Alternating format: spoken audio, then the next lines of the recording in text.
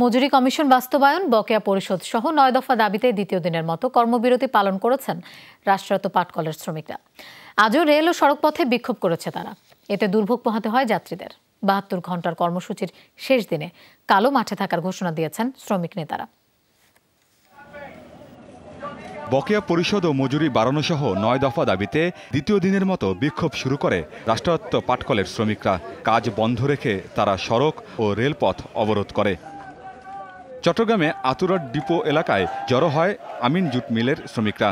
তারা চট্টগ্রাম হাটহাজারী সড়ক অবরোধ করে। একই সঙ্গে নাজিরহাটগামী ট্রেন চলাচল বন্ধ করে দেয়। সড়ক ও রেলপথ অবরোধের কারণে দুর্ভোগে পড়েন যাত্রীরা।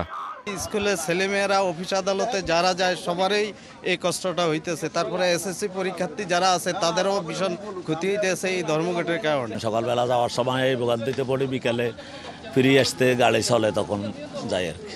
কর্মসূচির দ্বিতীয় দিনে খুলনাতে শ্রমিকরা রাস্তায় নেমে আসে।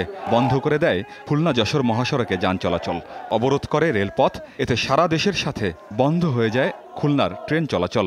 চিঠিতে উল্লেখিত আছে যে মজুরি কমিশন অচিরেই বাস্তবায়ন করা হবে, কিন্তু কবে হবে, কোন দিন হবে, এ ধরনের কোনো তারিখ আমরা ওই চিঠিতে পাইনি। যত সময় পর্যন্ত আমাদের এই ৯ দফা দাবি বুঝে না পাবো, আমরা রাজপথ ছাড়বো না। আমাদের আজকে ফর্ম ফিল আপ ছিল, তো আমাদের অনেকটা দূরে আমাদের নামাই দিছে।